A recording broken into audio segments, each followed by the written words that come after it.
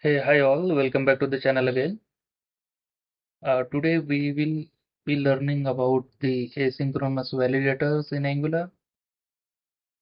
As you have seen in the last video, we have used the inbuilt validators. Those are nothing but actually asynchronous validators we have used. But now some in some scenarios or in real case examples, we normally put complex validators in the server side, and we used to call the API, pass the input data whatever user has given us, and then we'll evaluate that data in the backend to do the complex validations. Like if the operations are based on the database level, then we actually put it in the backend, and then whatever value it is, based on that it evaluates it at the database level and gives us the validation back. So actually it takes some time. Whenever you request something to the API, it takes some nanoseconds kind of thing to give the result back us, right? And then um, usually we give some loader kind of thing, to indicate user that something is happening behind the scenes. But now in our case, we are not using APIs and all, so we need to simulate that approach in our TypeScript code itself. So for that, we will be using delay method or the delay operator from the RxJS, and then we are uh, simulating the API call, which is taking some time. So while doing that thing, or while validating this particular field, any field from this form, we will be showing the the indicator kind of thing to the user that something is happening behind the scene.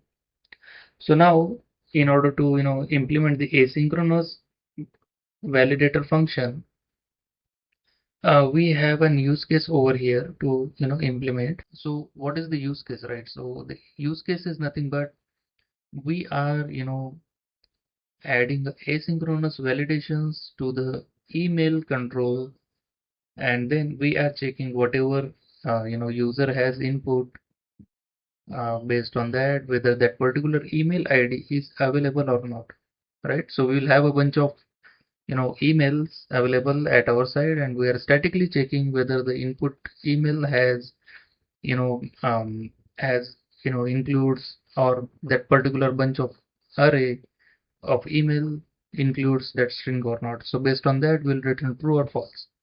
So we will be creating that asynchronously. So let's see how we can achieve that. So as you can see in the TypeScript file, we do have two validations over here. So these are actually nothing but asynchronous validators. So if you look at the parameters over here for the form control class constructor, so we do have validator function or validator functions array first of all, right? But after that we have async validators. Okay, so async validator function or async validator function array or null, so we can pass anything. So if you look at the sequence of the parameters, right, so we do have to pass the normal or the synchronous validators first. So if you do not have those validators, then you can pass null as this for this parameter, right? So it actually accepts the null as well.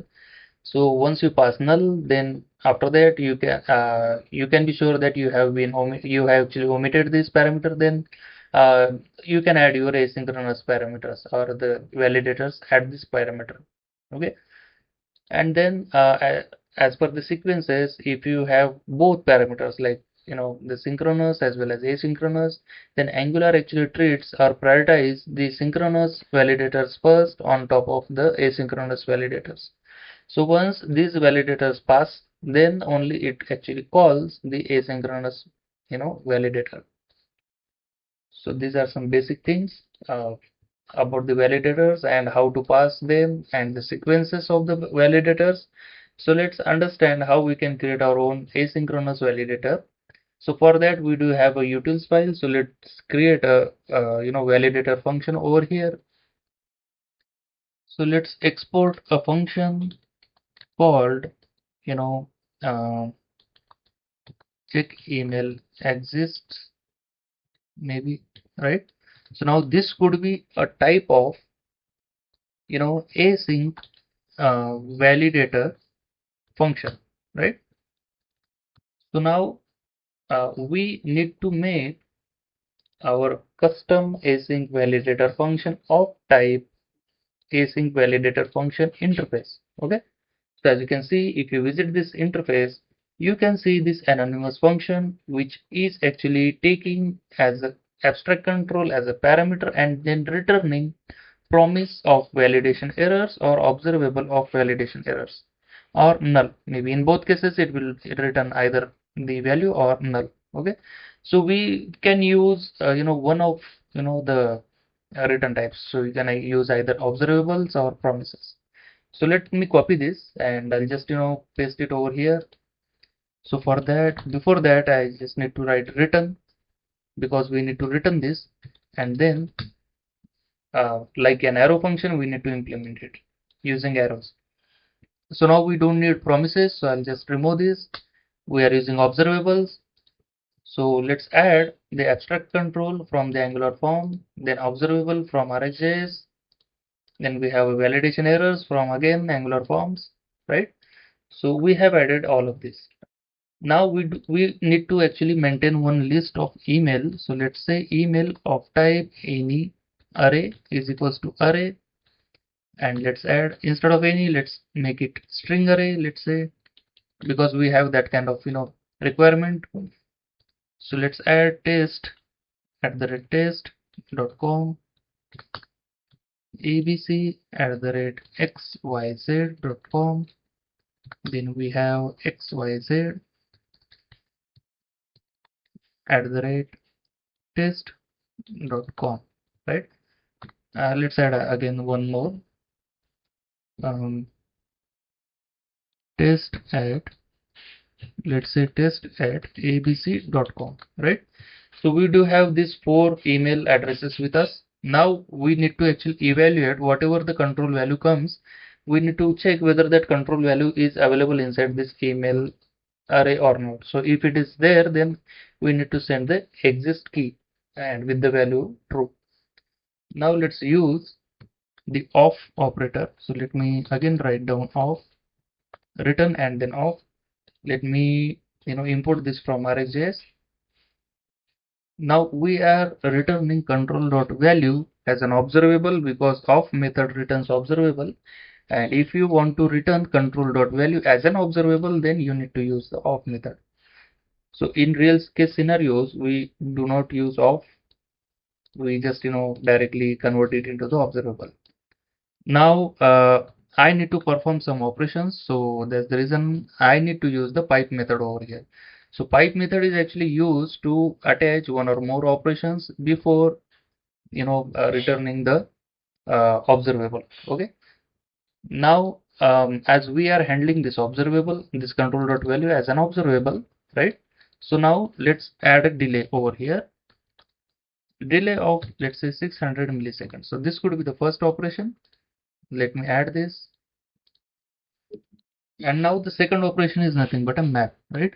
So map is actually, is an operator in RxJS which actually used to transform the, the observable before, before returning it, right? So as you can see, this control value is of type observable, and we are actually transforming it using map, and we are checking the actual values, right? The actual values, whatever comes from this, like whatever value this particular observable emits us, so we need to take that value in the map, and then we need to actually return email, let's make it plural, emails includes val. Okay, so if email include vals, then we need to return an object that email exists, and then the value will be true, else just return null, right? So this is how we have, and let me import this map as well from RxJS. And now the third parameter is nothing but the catch, right? uh, it is up to us, like if we want to catch the errors, then catch it. If you do not want, you can ignore it as well. Let's say catch errors from RxJS itself. It will again come from the RxJS. Let me implement this. We need to return of null in this case. Okay, so observable of null. No, to add this keyword actually. Okay, if we are using the arrow function. So now this is the catch, which is again like imported from the RxJS, and it actually handles the errors, and once error comes, it returns the observable of null. Okay, so now this is how we have created our own uh, async validator, and now it's time to use this async validator. Let me copy this and import it from the utils over here, as we have imported the user interface. Now, as I told you in the starting of video, it has the another parameter for the async validators. Let's pass this method as it is. Okay, so now let's save everything. Now, as you can see, check email exist is the method name, and we are actually returning this email exist key. So we need to check this email exist key in the front end in the template. Okay, so now let me say, let me check over here, $ng if the $ng if user form dot get based on key get the email control. Now again, like we need to check the errors property of it, and on the errors we again need to call the email exist key. Okay, if it is exist, then we need to print email exists. Okay, so this is how we have printed email exist. And now, as you have learned in the last video, I told you there is a pending state which is available on the form and on the control itself. So now pending state is actually used in the asynchronous validators or asynchronous API calls. Okay, so now what we can do, we can just show below this control. Again, let's add a ng container over here, and over here let's use the structural directive ng user form group dot get email, right? And again, on this we need to call the pending as well. So this is the pending state, and over here we need to print checking, something like this you can do. Okay, so this is how we are making use of a pending state. So I told you in the last video, I will explain you in the pending state in the next video. That is nothing but in the asynchronous validators video. So now this is how we can use the pending state over here to indicate user or to show user that something is happening behind the scenes, right? So save everything now. Let's go to the UI. This is the email is required validator we have added. Now let me copy the test @test. As you can see, whenever the initial synchronous two validators passed, then only we are calling the asynchronous. As you can see, checking. Is this available? Let me see. Test@test.in. Test.test.in. No, it is not available. So let me add form instead of in. Email exist, right? So now we do have test@test.com email as a exist. So this is the checking. So we are actually checking the pending state, and based on that we are showing this label checking, right? So this is how you can make use of that pending state to show or indicate something to the user. This is how we have used, right? So this is it actually, and this is actually asynchronous way we can add the asynchronous validators. Now let's learn about the pattern, validator. So we are using email validator over here. Instead of email, let's use a pattern. So I have a pattern for the emails. Let's use that. So pattern validator takes an argument as a string or regex, right? As you can see, string or regex. So regular expression, right? So whatever the control value it is actually tests that value with this particular regex expression, and then it actually gives us the desired validation, whether it is a true or false. So let's check this now. Test @test.com checking. Okay, so let me update the error key name over here. Instead of email, we need to put the pattern key over here. Now let me reset it again. Test@test.com email exist, right? So this is how it will work. Now again, there are actually two concepts I need to discuss with you guys. The first one is the compose, and the second one is composeAsync. Okay, so as you have seen over here, we have multiple validators, and we are passing it in an array, right? So as you can see, validator function or validator function array. So we are actually passing validator function array, but we can pass validator function as well, because we do have two. So that's the reason we are passing it into the array. So as you can see over here, we have only one, so we have passed it as it is. Now we can make use of a validators.compose method to convert the synchronous multiple synchronous validators functions into one function. Okay, so if I pass these multiple synchronous validator functions to the compose method, what it does for us, it actually converts or the composes multiple validators into a single function that returns the union of individual error maps.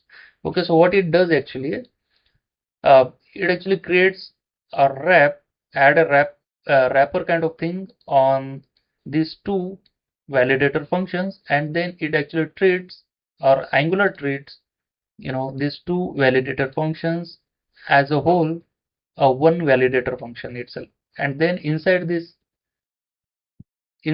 what it does, it actually evaluates each function, and it returns the error object as a map. Okay, as you can see, merged error maps of the validators. So merged error maps, in the sense, it creates an object, error object, and then it merges each error maps. So each validator function returns an error map, so it merges all error maps at once, and then it returns that error map to us, right? So this is how compose works. And we do have a compose async. Same, it will work like this only. Let me add validators dot compose async. So for this, again, we need to pass the array of validators. Let me cut this and paste it over here. So as you can see, we do have only one for now, but yeah, if you have multiple, you can pass it like this.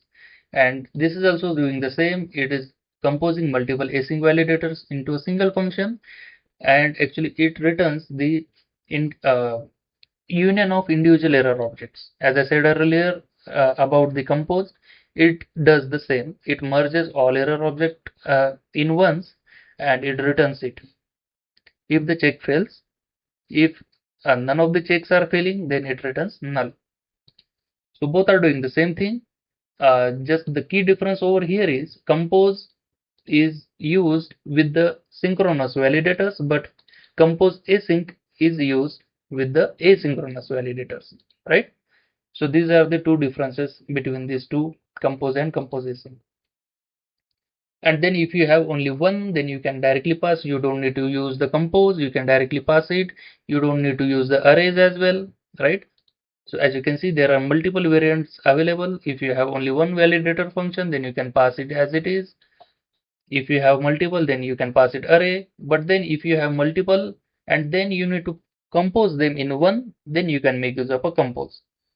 Similarly, for the async validator also, you have only one async validator function, you can pass it as it is. If you have multiple, then you can pass them in an array. But then again, like if you want to compose them in one function, then you can use the compose async function. Okay, to compose multiple asynchronous validators into one validator function. So this is how you can make use, and this is how you can create. So I think we have discussed everything like the pattern, then we have composeAsync, and we have created asynchronous validator function from the scratch. We have used it, and we have learned the pending state of the controller as well. So I hope you have liked this video. If you like it, so you can share this video with your friends. Do not forget to subscribe the channel and hit the bell icon. Thanks all guys. Let's meet in next video.